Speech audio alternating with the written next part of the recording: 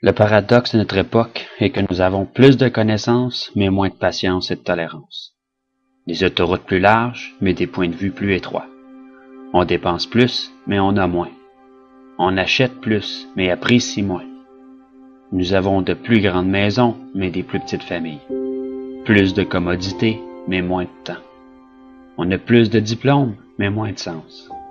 Plus d'éducation, mais moins de jugement.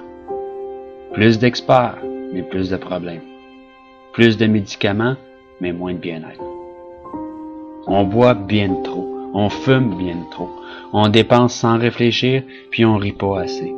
On conduit trop vite, on se fâche trop, on se couche trop tard, puis on se lève trop fatigué. On lit pas assez, on regarde trop de TV, puis on ne médite pas assez.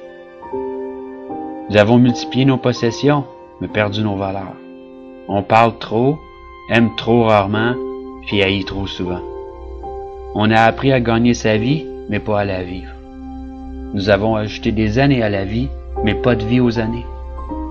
Nous sommes allés sur la Lune, mais il nous est difficile de traverser la rue pour rencontrer un nouveau voisin. Nous avons conquis le cosmos extérieur, mais pas notre chaos intérieur. On fait des choses plus grandes, mais pas meilleures. Nous avons plus d'hygiène, mais nous avons pollué même notre âme. Nous avons conquis l'atome, mais pas nos préjugés. On écrit plus, mais apprend moins. Nous planifions plus, mais accomplissons moins. On a appris à se stresser, mais pas à patienter. Nous construisons des ordinateurs pour retenir plus d'informations, produire plus de copies que jamais auparavant, mais nous communiquons de moins en moins.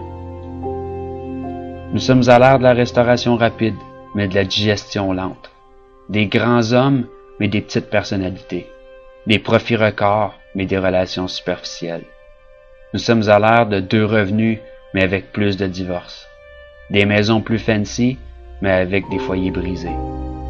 Nous sommes à l'ère des courts voyages, des couches jetables, des basses mœurs, des nuits sans lendemain, de l'obésité et des pilules qui font n'importe quoi, de donner du pep à endormir, à tuer. Nous sommes à l'ère des showrooms bien remplis avec des entrepôts vides. Rappelez-vous de dire « je t'aime » à votre partenaire et à vos bien-aimés. Mais surtout, pensez-le. Une bise et une accolade soulageront un mal lorsque sincère.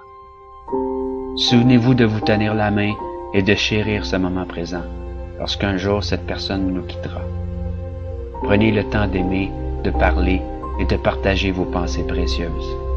Et n'oubliez jamais que la vie ne se mesure pas au nombre de souffles que vous prenez, mais par les moments qui nous coupent le souffle.